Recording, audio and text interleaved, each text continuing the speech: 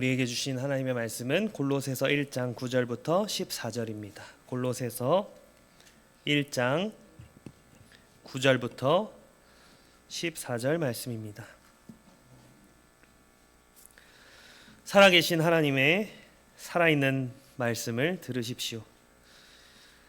이로써 우리도 듣던 날부터 너희를 위하여 기도하기를 그치지 아니하고 구하노니 너희로 하여금 모든 신령한 지혜와 총명에 하나님의 뜻을 아는 것으로 채우게 하시고 주께 합당하게 행하여 범사에 기쁘시게 하고 모든 선한 일에 열매를 맺게 하시며 하나님을 아는 것에 자라게 하시고 그의 영광의 힘을 따라 모든 능력으로 능하게 하시며 기쁨으로 모든 견딤과 오래 참음에 이르게 하시고 우리로 하여금 빛 가운데서 성도의 기업의 부분을 얻기에 합당하게 하신 아버지께 감사하게 하시기를 원하노라. 그가 우리를 흑암의 권세에서 건져내사 그의 사랑의 아들의 나라로 옮기셨으니 그 아들 안에서 우리가 속량 곧 죄의 사함을 얻었도다. 아멘. 오늘 읽은 말씀으로 복음이 만든 사람, 복음에 합당한 삶이라는 제목으로 하나님의 말씀을 전하겠습니다. 지난주 말씀을 한번 기억해 볼까요? 바울 사도는 골로새 교인들의 그리스도에 대한 믿음과 모든 성도들을 향한 사랑, 그리고 하늘에 쌓아둔 소망에 대해 전해 들었습니다. 그들의 삶 속에 하나님의 은혜와 복음의 능력이 나타나고 있다는 소식을 들었죠. 올바른 영적 궤도에 들어선 골로새 성도들은 잘 달리고 있었습니다. 그러나 바울은 거기에서 만족하고 멈추지 않았습니다. 골로새 교회는 거짓 교사들로 인한 위험에 처해 있었기 때문에 출발을 잘했다고, 좋은 시작을 했다고 해서 안주하면 안 되는 상황이었죠. 그래서 바울은 골로새 성도들을 위해 규칙적으로 반복적으로 기도하며 간구하기를 그치지 않습니다. 좋은 소식을 전해들은 바로 그날부터 날마다 시간을 정해놓고 기도한 것이죠. 그런데 바울의 이 기도를 통해서 우리는 그리스도인이란 어떤 사람인가, 그리스도인이란 어떤 사람인지를 알 수 있습니다. 오늘 설교에서는 먼저 우리 신자들에게 주어진 이 새로운 영적 신분에 대해 살펴보겠습니다. 그리고 이어서 신자들에게 중요한 두 가지, 안과 삶인데요. 다시 말하면 아는 것과 사는 것에 대해 함께 생각해 보고자 합니다. 여러분, 그리스도인은 어떤 사람입니까? 첫째로 그리스도인은 기업, 즉 유산을 받을 자격을 갖춘 사람입니다. 하나님이 우리의 누구이시죠? 아버지이시죠. 우리는 그분의 자녀입니다. 하나님의 자녀이니 하나님의 유산을 받을 상속자가 된 것입니다. 여러분, 자녀는 태어나는 그 순간부터 아니면 혹 입양되는 순간부터 상속자로 적합합니다.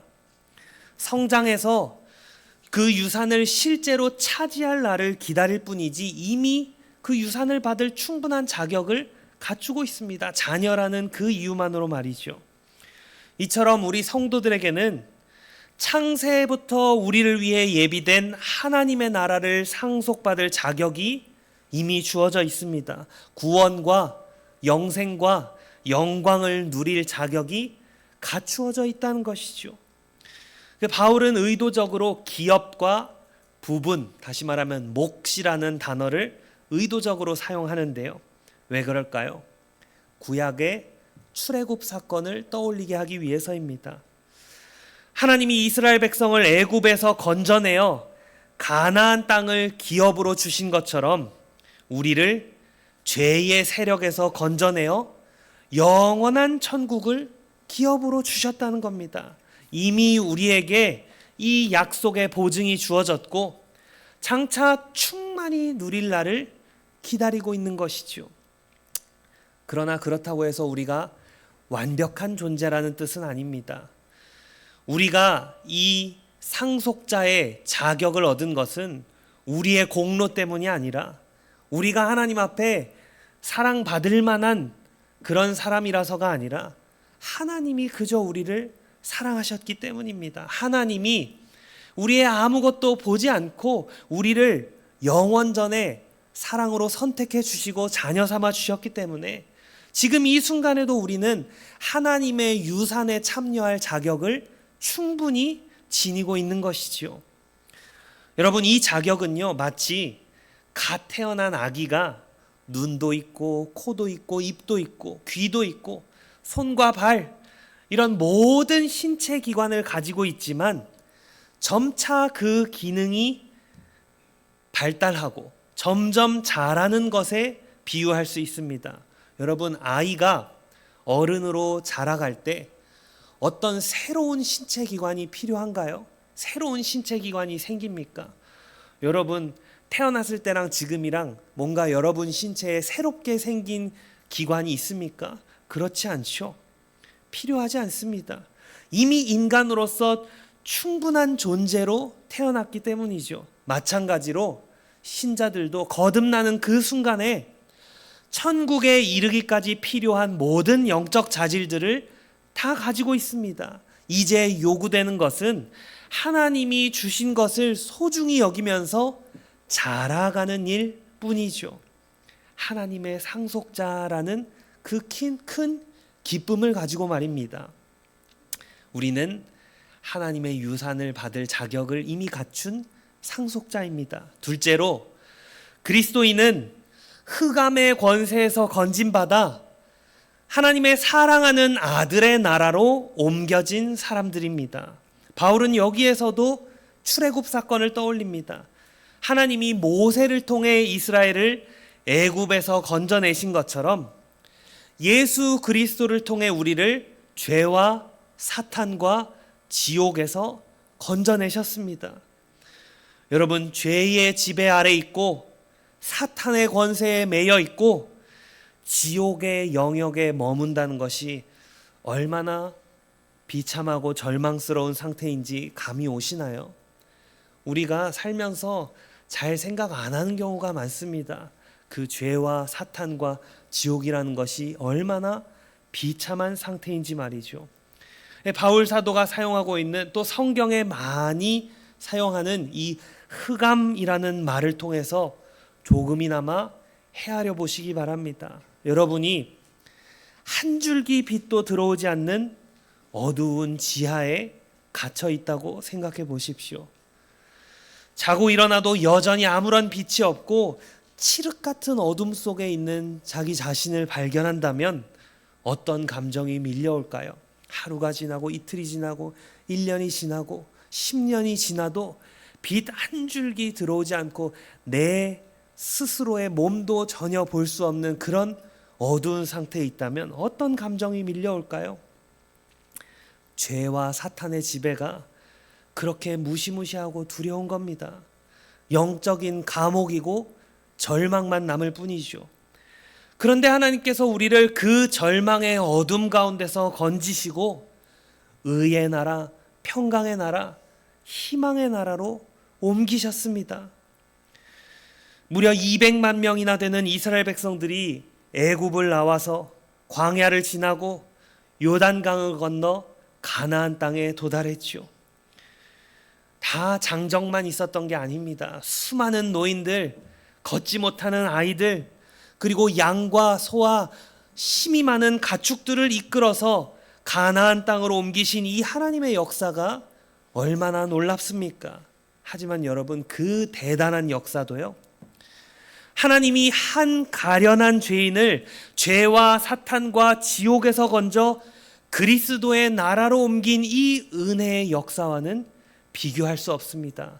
그 200만 명을 애굽에서 가나안으로 옮기신 하나님의 역사보다 훨씬 더 놀랍고 대단한 역사가 여러분 각 사람이 죄와 사탄과 지옥에서 구원받아 영원한 그리스도의 나라로 옮겨졌다는 사실, 그것이 훨씬 더 대단한 역사입니다. 이제 우리는 사탄이 아니라 그리스도를 왕으로 모시는 하나님 나라의 백성입니다. 셋째로, 그리스도인은 하나님의 아들 덕분에 모든 죄를 용서받은 사람입니다. 바울은 이것을 속량이라는 단어로 표현하는데요. 성경에 속량이라는 단어 참 많이 등장하죠. 속량은요, 본래 몸값을 치르고 포로를 자유롭게 풀어주는 것을 의미합니다. 노예가 대가를 치르고 해방되는 것과 같죠. 예수 그리스도께서 십자가에서 자기의 목숨을 우리를 위한 대속물로 내어주시고 우리를 죄의 종살이에서 자유롭게 하셨습니다. 이스라엘 백성들이 유월절 어린 양의 피로 구원받았듯이 우리는 하나님의 아들 예수님의 피로 구속받았습니다. 그리스도의 죽음은 우리의 죄를 대신 짊어진 죽음이었고 그 결과 우리는 죄사함과 자유를 얻게 되었습니다. 이처럼 하나님께서 우리에게 주신 새로운 영적 신분은 세 가지로 요약할 수 있습니다. 첫째로 우리는 하나님의 유산을 받을 자격을 갖춘 자녀입니다. 둘째로 우리는 죄와 사탄과 지옥에서 건진받고 그리스도를 왕으로 모시는 하나님 나라의 백성입니다. 셋째로 우리는 자기의 목숨으로 우리의 죄값을 대신 치르신 그리스도 안에서 해방된 자유인입니다. 사랑하는 성도 여러분, 이것이 현재 저와 여러분의 신분입니다. 그렇다면 하나님이 주신 이 영광스러운 신분을 오늘날 우리가 어떻게 누리며 살아갈 수 있을까요? 바울은 아는 것과 사는 것, 이 두 가지의 중요성을 강조합니다. 안과 삶이죠. 먼저 바울은 골로새 성도들이 하나님의 뜻을 아는 지식으로 채워지고 하나님을 아는 지식에서 자라게 해달라고 기도합니다.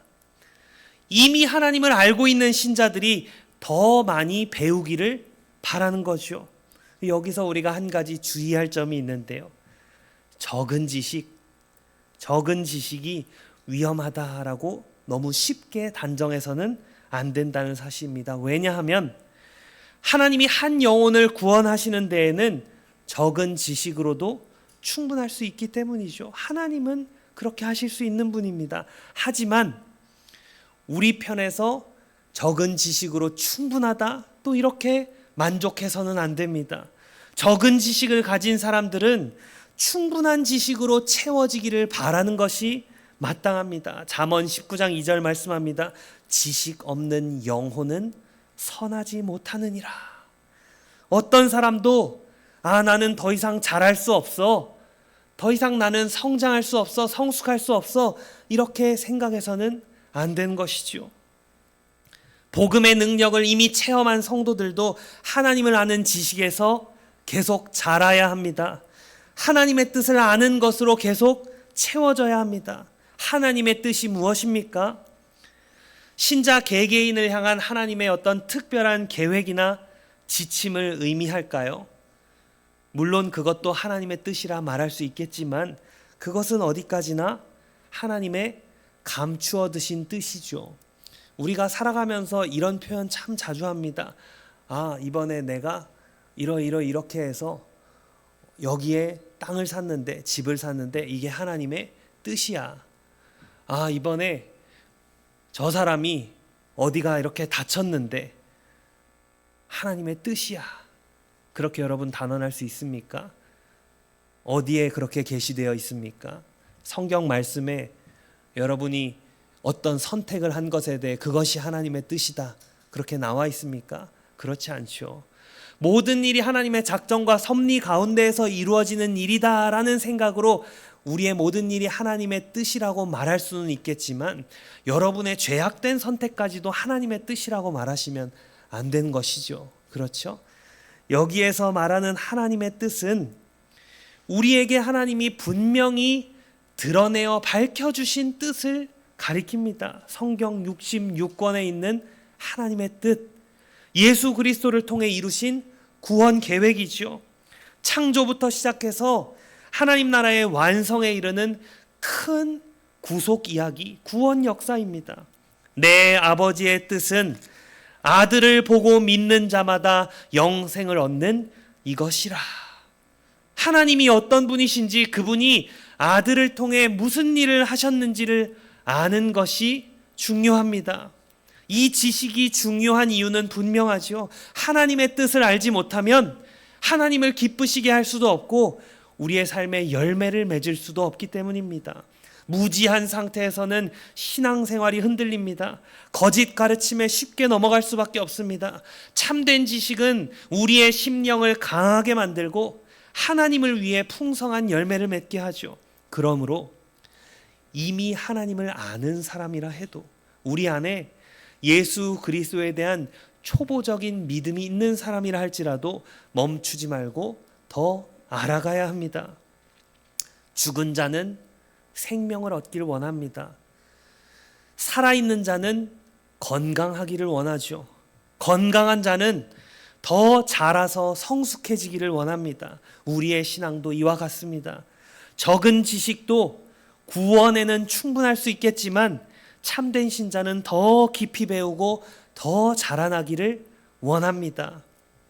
하나님의 말씀과 진리로 마음을 채우지 않으면 그 빈자리에 거짓과 악이 틈타게 됩니다. 마귀는 늘 비어있는 마음을 노리고 거기에 들어오려고 애쓰죠. 그러므로 우리의 영혼을 하나님의 말씀으로 채워야 합니다.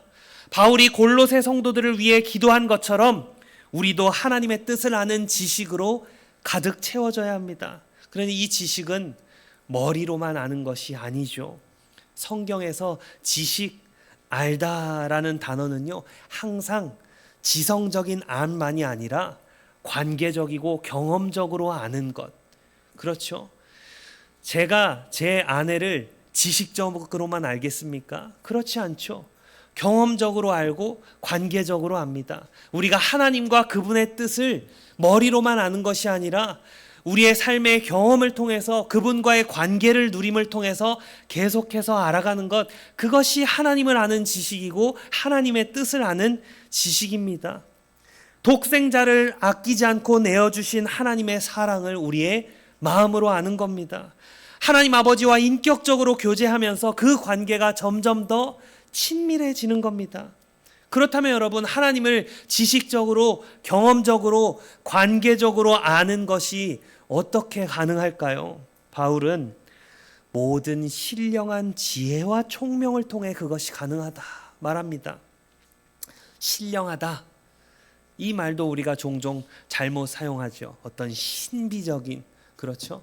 신령하다라는 것은요, 성령님에게 속해 있다, 이런 의미입니다. 지혜와 총명, 이 두 가지는 성경에서 자주 쌍으로 함께 언급이 되는데요, 그때마다 성령님이 함께 언급됩니다. 출애굽기에도, 이사야서에도, 에베소서에도. 대표적으로 이사야서 11장 2절에서 성령님을 여호와의 영, 곧 지혜와 총명의 영이다, 이렇게 부르는데요, 이 성령님의 조명하심을 통해서 우리가 하나님의 뜻을 알고 깨닫고 누릴 수 있는 것이죠. 하나님을 알고 하나님의 뜻을 깊이 아는 것, 이것이 우리에게 주어진 하나님의 자녀, 하나님 나라의 백성, 참된 자유인의 신분을 풍성히 누리는 길입니다. 하나님을 아십시오. 하나님의 뜻을 알아가십시오. 성령님이 여러분을 도우셔서 여러분의 머리와 마음, 여러분의 인격 전체가 하나님의 진리로 가득 채워지기를 간절히 소망합니다. 그런데 하나님의 뜻을 아는 지식은 이 머릿속의 정보가 아니라 삶의 실천으로 이어져야 합니다. 바울 사도가 어떤 단어를 사용하고 있습니까? 행하여라는 단어로 이것을 분명히 하죠. 하나님이 우리에게 자신의 뜻을 알려주시는 이유는 단 하나입니다. 무엇입니까? 그 뜻에 따라 살게 하시기 위함입니다. 하나님의 뜻을 아는 지식은 반드시 삶의 변화를 동반해야 합니다. 실제적인 행동으로 나타나야 합니다. 바울은 에베소 교인들에게 너희의 부르심에 합당하게 행하라, 이렇게 말합니다. 또 빌립보 교인들에게는 복음에 합당하게 행하라 가르치죠. 데살로니가 교회에는 하나님께 합당하게 행하라 권면합니다. 모두 같은 의미죠. 우리를 흑암의 권세에서 건져내신 하나님께 합당하게, 거룩하게 살라는 의미입니다. 주님의 성품과 어울리는 삶을 살아라, 예수님을 닮은 그런 모습으로 살라는 겁니다. 우리가 주님과 맺은 관계가 있지 않습니까? 그 관계에 걸맞은 삶을 살아야겠죠. 왕이신 주님과 동행하는 자답게. 여러분, 왕 옆에 걸어가는 사람들이 자신의 채신머리 없이, 그렇죠, 이리 갔다 저리 갔다 입에 개걸스럽게 무엇을 먹으면서 그렇게 걷는 모습이 상상이 됩니까? 바로 그런 말을 하고 있는 겁니다. 왕이신 주님과 영원히 동행하는 자의 걸맞은 삶을 너희가 살아라. 이렇게 주님께 합당하게 산다는 것은요, 구체적으로 모든 선한 일에서 열매를 맺는 것입니다. 디도서 2장 14절 말씀하죠. 그가 우리를 대신하여 자기 자신을 주심은 모든 불법에서 우리를 속량하시고 우리를 깨끗하게 하사 선한 일을 열심히 하는 자기의 백성이 되게 하려 하심이라. 예수님이 자기 자신을, 우리의 죄를 대신하여 십자가에서 자기 목숨을 주신 이유가 선한 일에 힘을 내는, 선한 일에 열매를 맺는 자신의 백성으로 만드시기 위함이다. 이렇게 말씀합니다. 복음으로 변화된 성도는, 아까 앞서 말씀드린 것처럼 그런 영광스러운 신분을 얻은 성도는 선한 열매를 맺어야 합니다. 여기 선한 일은 단순히 세상 사람들도 할 수 있는 그런 윤리적인 선행을 넘어서서 복음의 정신을 실천하는 것이죠. 소극적으로는 이웃에게 해를 끼치지 않는 것이고, 적극적으로는 사랑을 실천하는 겁니다. 이웃과 화목하고 슬퍼하는 자와 함께 울고 어려운 이웃을 돕고 나그네를 영접하고 병든 자를 돌보는 일, 이것이 다 주님이 뜻하시는 선한 일입니다. 우리의 선한 행위가 하나님을 아는 지식에서 자연스럽게 맺어지는 열매입니다. 선한 일을 통해 하나님께 영광을 돌릴 수 있습니다. 한국교회가 사실 지나치게 전도의 숫자적인 열매만을 집착하는 경향이 있죠. 강조하는 경향이 있죠. 하지만 하나님이 보다 참으로 원하시는 것은 선한 일에 우리가 열매 맺는 삶입니다. 수적으로 폭발적인 성장을 하는 것도 하나님의 은혜 가운데 가능한 일일 수 있겠지만, 하나님이 더 원하시는 것, 지금 모여있는 우리가 선한 일에 열매를 맺는 하나님의 백성으로 변화되는 것입니다. 선한 일을 외면하면서 하나님의 뜻을 안다고 말할 수는 없습니다. 사실 그런 사람들이 참 많죠. 특히 주의해야 할 것이 개혁주의. 네, 좋은 것입니다. 개혁신앙, 바른 것입니다. 그런데 그것을 지식적으로만 받아들이고 외치는 사람 가운데 삶은 전혀 변화가 되지 않으면서 5년이 지나도 10년이 지나도 단절되었던 내 가족과 관계 하나 회복하지 못하고 오히려 계속해서 미워하고 시기하고 질투하고, 그렇죠? 예수 믿기 전과 지금의 재물을 사랑하는 나의 삶이 하나도 변화되지 않았다 하면서 개혁주의를 입에 담을 수 있습니까? 칼빈 선생님이 저 천국에서 진노가 없는 곳인데도 여러분 어떻게 생각하실지, 그런 사람들 우리 가운데 혹 있진 않습니까? 개혁주의 버리는 것이 낫습니다. 버리라는 말 아닙니다. 잘 들으십시오. 하나님께 더욱 낮춰서 간구하십시오.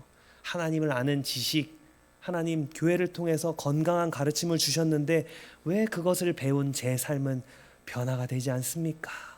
하나님 앞에 더 엎드려 간구하시기 바랍니다.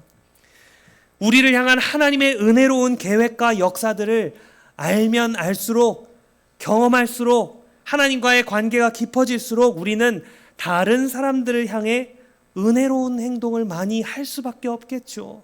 하나님이 오직 은혜로 나에게 이렇게 행하시는데 어떻게 내가 다른 이들에게 은혜로운 행동을 하지 않을 수 있겠습니까? 주님께 합당하게 살기 위해서는 또한 하나님의 능력으로 강하게 되어야 합니다. 주님과 동행하는 길 쉽지 않죠. 많은 고난과 시험이 따르기 때문입니다.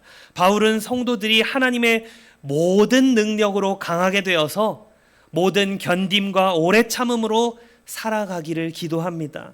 여기 견딤, 오래 참음 비슷한 것 같지만 미묘한 차이가 있습니다. 견딤은 외부적인 압박과 어려움 속에서도 굴복하지 않는 그런 힘을 의미하고요.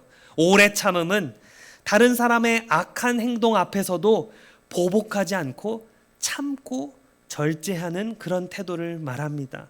그러니까 견딤은 외부적인 것과 관련이 있고 오래 참음은 우리의 내부적인 것과 관련이 있죠. 그런데 바울은 이 견딤과 오래 참음이 기쁨으로 연결된다 이렇게 가르치는데요. 우리는 본래 연약하지만 하나님이 주시는 능력으로 강하게 될 때 고난과 시련 가운데서도 기쁨으로 참아낼 수 있기 때문입니다. 하나님이 내 안에 일하고 계시다는 확신이 기뻐할 수 있는 이유죠. 우리의 약함이 아니라 하나님의 강함으로 인해서 우리가 감당할 수 있는 겁니다. 주님께 합당하게 사는 것, 즉 하나님의 뜻을 알고 그 뜻에 따라 선한 열매를 맺으며 고난과 시련 속에서도 하나님의 능력으로 견디고 인내하는 이것이야말로 하나님께 드리는 참된 예배입니다. 우리를 구원하신 하나님에 대한 가장 진실한 감사의 응답입니다. 여러분, 하나님을 아는 지식에서 나아가 주님께 합당한 삶을 살아가시기 바랍니다. 선한 열매가 여러분의 삶에 많이 맺히기를, 고난과 역경 가운데서도 하나님의 능력으로 참고 견디고 이겨내시기를 소망합니다. 사랑하는 성도 여러분, 오늘 말씀을 통해 우리는 하나님께서 우리에게 주신 영광스러운 신분을 다시 한번 확인했습니다. 우리는 하나님의 유산을 받을 자녀이며 흑암의 권세에서 건진받아 사랑하는 아들의 나라로 옮겨진 백성이고 그리스도의 피로 죄사함 받은 자유인입니다. 이 복된 신분은 우리의 공로로 얻은 것이 아니라 오직 하나님의 은혜로 주어진 선물입니다. 그러므로 이 사실을 늘 기억하며 감격과 감사로 살아가야 합니다. 날마다 하나님의 뜻을 더 깊이 알아가십시오. 이미 알고 있다면 만족하지 말고 더 자라가기를 소망하셔야 합니다. 말씀과 성례와 기도로 하나님을 인격적으로 더 알아가며 그분의 뜻을 아는 지식으로 가득 채워지는 저와 여러분이 되기를 바랍니다. 또한 우리의 삶은 반드시 우리의 삶으로 이어져야 합니다. 우리가 받은 신분에 합당하게 왕이신 주님과 동행하는 백성답게 모든 선한 열매를 맺으며 살아가야 합니다. 이웃에게 사랑과 은혜로 다가가고 가정과 교회, 학교와 일터에서 주님의 향기를 드러내야 합니다. 때로는 어려움과 고난이 닥칠 수 있지만 하나님의 능력으로 강하게 되어 견디며 오래 참고 기쁨으로 그 길을 걸어갑시다. 왜냐하면 우리와 함께 하시는 하나님이 우리 삶의 모든 순간, 모든 장소에서 함께 계시기 때문입니다. 사랑하는 여러분, 여러분의 신분을 잊지 마십시오.